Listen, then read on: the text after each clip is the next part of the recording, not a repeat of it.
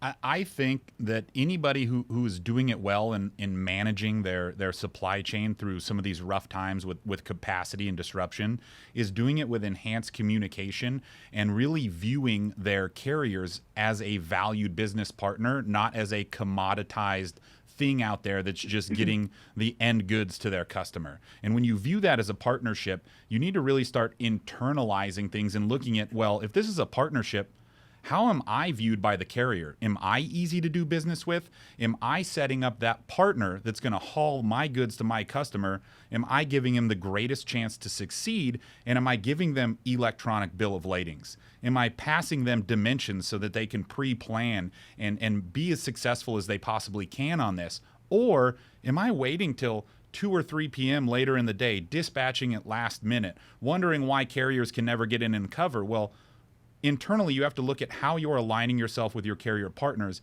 And am I doing everything I can to be a shipper of choice and make it easier to do business? Because as we both get more efficient together, then ultimately my end customer wins and we all win together by reducing costs and driving out inefficiencies from both our processes.